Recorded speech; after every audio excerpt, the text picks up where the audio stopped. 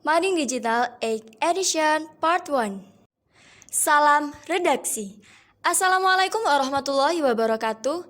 Segala puji dan syukur kita panjatkan kepada Allah Subhanahu wa Ta'ala atas segala nikmatnya, serta sholawat tak lupa kami curahkan kepada Nabi kita, Nabi Muhammad SAW. We're back with another team. Mading Digital kembali hadir di hadapan teman-teman semua. Banyak terima kasih kami ucapkan kepada pembina atas segala bimbingan dan arahannya, serta kepada para tim Mading Digital yang telah bekerja keras. Juga kepada teman-teman semua yang setia menunggu hadirnya Mading Digital ini. Segala saran maupun kritik kami tunggu dari teman-teman semua.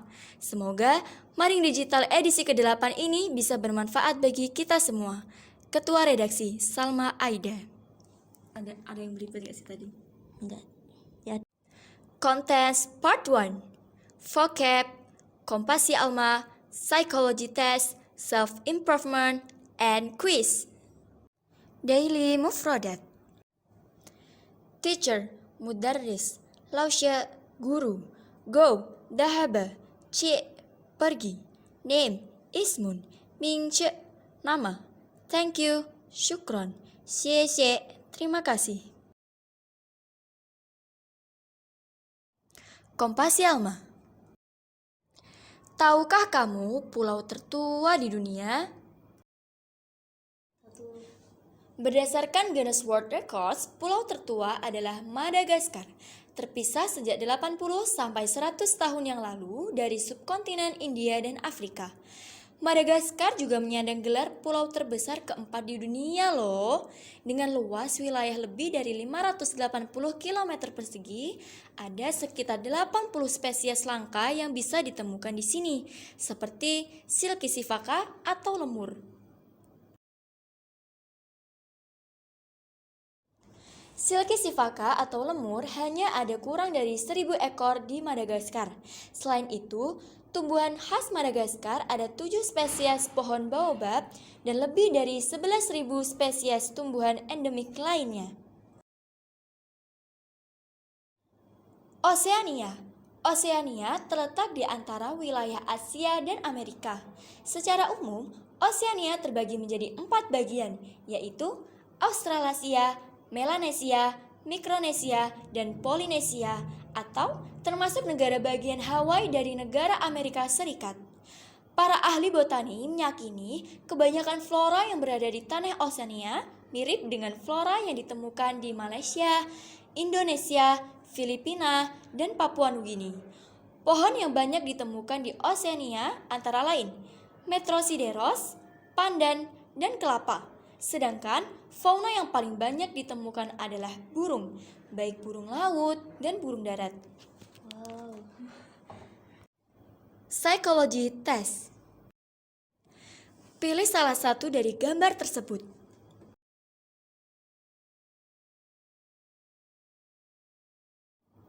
Jika kamu memilih gambar pertama, artinya kamu termasuk orang yang punya tingkat ambisi yang tinggi. Kamu berada pada tahap di mana bisa membedakan apa yang bisa dan tidak bisa dilakukan untuk mewujudkan keinginan.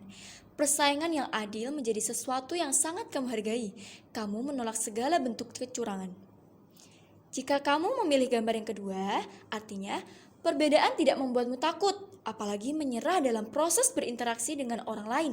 Sebaliknya, kamu benar-benar melihat perbedaan ini sebagai kesempatan untuk mempelajari hal-hal baru. Pikiran terbuka memudahkanmu untuk beradaptasi dengan berbagai kondisi dan diterima dengan baik oleh orang-orang di sekitar.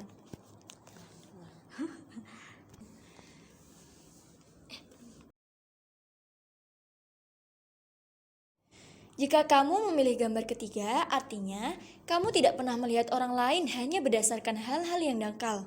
Bagimu, ketulusan adalah sesuatu yang di atas segalanya. Kamu juga tidak keberatan memberikan kesempatan kedua kepada orang yang telah menyakitimu. Itu karena kamu percaya bahwa seorang bisa berubah asalkan disertai niat dari dirinya sendiri. Jika kamu memilih gambar keempat, artinya kamu tidak hanya pandai mengatur waktu, tetapi juga bisa mengatur penggunaan uang dengan sangat baik. Kamu tidak mudah tertarik pada sesuatu yang hanya berdasarkan estetika. melainkan lebih mementingkan fungsionalitas. Kamu juga memiliki kemampuan yang baik untuk mengungkapkan pendapat dan perasaan, baik secara tertulis maupun lisan. Self-improvement. Assalamualaikum warahmatullahi wabarakatuh. Halo teman-teman, kembali lagi di Self-Improvement edisi kali ini. Perkenalkan, saya Maulda Ulima dari OSIS Departemen Pendidikan. Dan saya Edita Safira dari OSIS Departemen Sosial. Nah, pada Self-Improvement pada edisi kali ini membahas tentang gimana sih caranya menguatkan diri sendiri saat kita dipandang tidak mampu untuk mencapai apa yang kita impikan. Nah, berarti sama aja dong kayak kita dipandang remeh sama orang lain. Bener banget tuh. Sekarang kita lihat yuk opini teratas Self-Improvement edisi kali ini. Halo semuanya, kenalin nama aku Iklim Alamiatul Muna dari kelas 10 Agama B. Menurutku, ketika kita dipandang remeh oleh orang lain adalah dengan percaya diri. Apapun yang kita lakukan, kita harus yakin pada diri kita bahwa kita bisa melakukannya. Jangan jadikan perkataan orang lain itu kelemahan kita dalam melakukan suatu hal, tapi jadikan perkataan orang lain itu motivasi kita untuk mencapai impian. Bangun semangat dalam diri kita, tetap tersenyum dan terus percaya diri. Wah, bagus banget ya opininya. Menurut pendapat ahli, ada beberapa cara loh untuk menguatkan diri saat dipandang remeh. Yang pertama, membangun kepercayaan diri. Harus kita tahu bahwa harapan, usaha, cita-cita, dan tujuan adalah milik kita sendiri. Dan hasilnya pun yang merasakan diri kita sendiri. Kepercayaan diri dapat dibentuk dengan membuat planning, menulis model apa saja yang kita butuhkan, dan jalan apa saja yang kita tempuh untuk mencapai mimpi tersebut. Dan yang kedua, lihat perjalanan orang-orang sukses untuk dijadikan motivasi diri. Yang ketiga, jangan lupa berdoa dan baik sangka kepada takdir Allah bahwa kita akan mencapai mimpi tersebut sesuai dalam hadis riwayat Bukhari, aku sesuai prasangka hambaku. Nah, jadi gitu guys, cara menguatkan diri sendiri di saat kita dipandang remeh oleh orang lain. Kepada Ibu Sri Sumiati, kami ucapkan terima kasih. Cukup sekian Self-Improvement edisi kali ini. Salam hangat Dan sampai jumpa di edisi berikutnya. Dadah!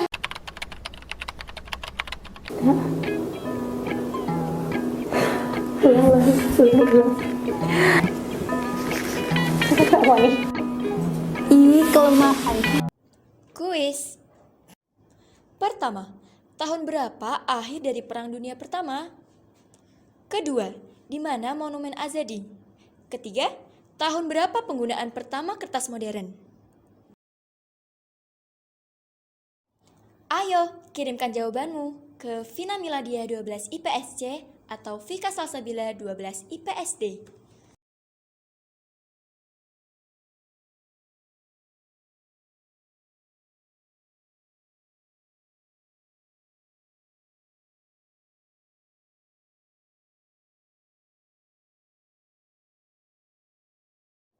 Maring Digital Edition Part 2.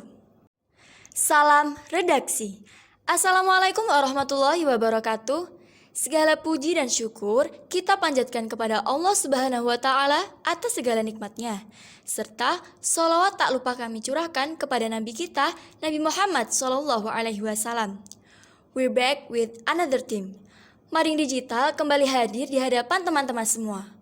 Banyak terima kasih kami ucapkan kepada pembina atas segala bimbingan dan arahannya, serta kepada para tim Maring Digital yang telah bekerja keras.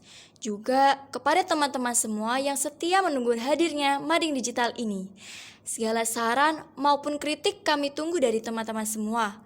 Semoga Maring Digital edisi ke-8 ini bisa bermanfaat bagi kita semua. Ketua Redaksi, Salma Aida.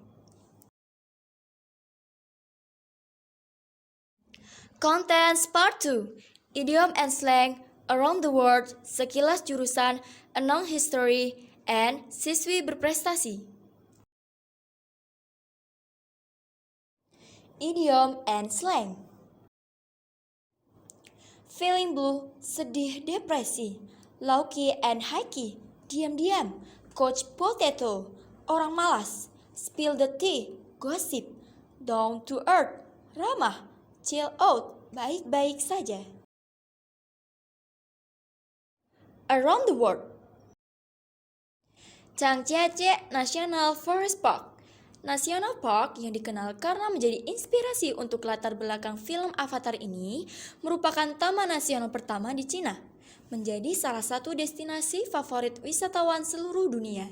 Yang menjadi daya tarik adalah Bukit Lancipnya, merupakan kars yang memanjang seperti tiang dengan ketinggian mencapai 400 meter. Sicily, Italia, benteng Islam di Italia pada abad pertengahan. Desa indah dengan sejarah yang menakjubkan, tempat ini pernah menjadi daerah kekuasaan Islam. Pada zaman itu, para cendekiawan Arab membantu Italia berkembang. Orang-orang Muslim tidak menganiaya orang Kristen dan Yahudi yang ada di sana, justru memberi mereka kebebasan dalam beribadah. Lawang Sewu, Semarang, Indonesia. Gedung bersejarah di Indonesia pernah menjadi kantor perusahaan kereta api hingga penjara pada masa penjajahan Jepang. Lokasinya di lorong bawah tanah yang merupakan bekas saluran air. Ada dua jenis penjara, di lorong yang mengharuskan berdiri dan jongkok yang menyebabkan banyak korban meninggal di Lawang Sewu, baik tahanan pribumi atau Belanda. Sekilas jurusan. Jurusan yang jarang diketahui. Yang pertama, rekayasa nanoteknologi. Rekayasa nanoteknologi adalah jurusan yang mempelajari materi berukuran nano atau sangat kecil. Materi ini kemudian dimanipulasi agar tercipta benda baru dengan karakteristik sesuai keinginan. Yang kedua, bioteknologi. Bioteknologi merupakan jurusan yang berfokus pada pengembangan teknologi yang diterapkan kepada makhluk hidup agar bisa menghasilkan sesuatu yang bernilai guna bagi kehidupan manusia. Yang ketiga, ilmu perpustakaan. Ilmu perpustakaan adalah jurusan yang mempelajari cara mengumpulkan, menganalisis, mengolah, mengelola, dan mengomunikasikan informasi dari berbagai media seperti dokumen, buku, ataupun digital. Yang keempat, oceanografi. Oceanografi adalah ilmu yang mempelajari fenomena fisis dan dinamis air laut yang dapat diaplikasikan ke bidang-bidang lainnya seperti rekayasa, lingkungan, perikanan, bencana laut, dan mitigasi. Yang kelima, arkeologi. Arkeologi merupakan ilmu yang mempelajari budaya manusia sepanjang zaman dengan menggabungkan sejarah dan geologi, seperti membahas masa lampau, menemukan artefak, serta menaksir usia artefak. Yang keenam, kriminologi. Kriminologi adalah ilmu yang mempelajari tentang kejahatan dan penyebabnya di masyarakat. Kriminologi adalah ilmu sosial yang berfokus pada penelitian tentang jenis, penyebab, hingga pengendalian kejahatan.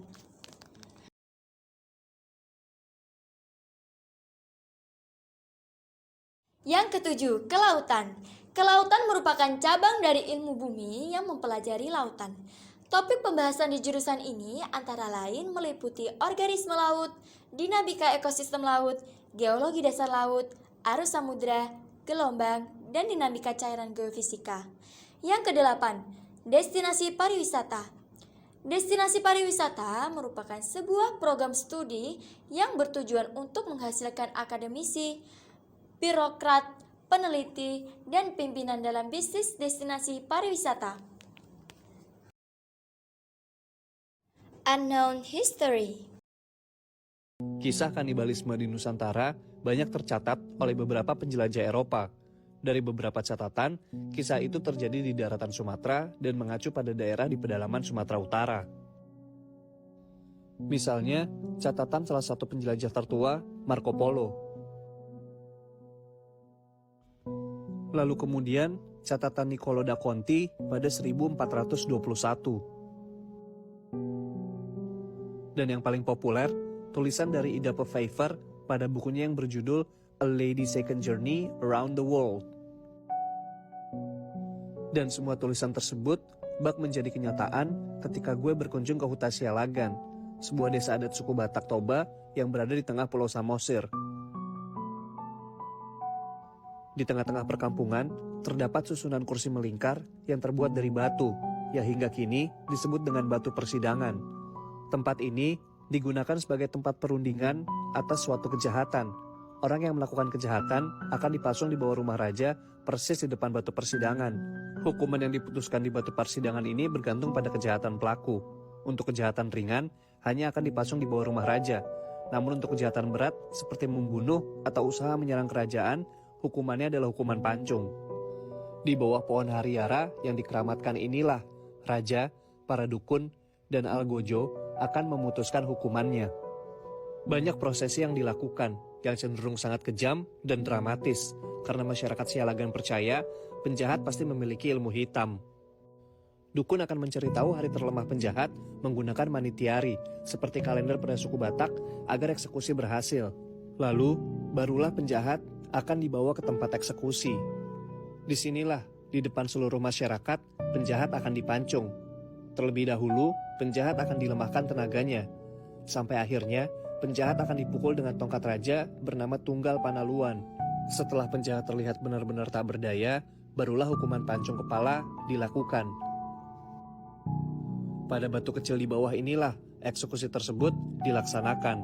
Setelahnya, konon, darah sang penjahat akan diminum dan jantung serta hatinya akan dimakan oleh raja untuk menambah kekuatan sang raja. Namun kini, hukuman pancung dan semua kisah di Huta Sialagan sudah tidak lagi berlaku. Huta Sialagan kini menjadi sebuah desa wisata kaya budaya dengan pemandangan yang indah yang wajib untuk dikunjungi.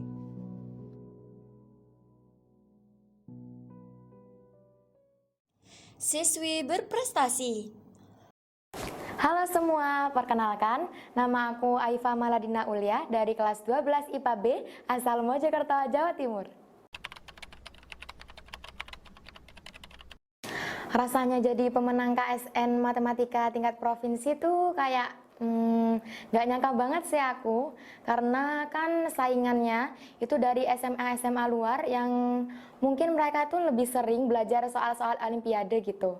Tapi alhamdulillah, berkat usaha dan doa banyak orang, akhirnya aku lolos. Trik khusus buat belajar kalau aku sih nggak ada ya, tapi tiap aku misal ketemu soal atau materi yang menurutku aku kurang mampu, aku sebisa mungkin belajar lebih dalam gitu. Saranku buat teman-teman yang lain, setiap orang pasti memiliki kelemahan dan kelebihan. Kenali kelemahanmu, kembangkan bakatmu. Semangat! Sekian dari aku, terima kasih semua.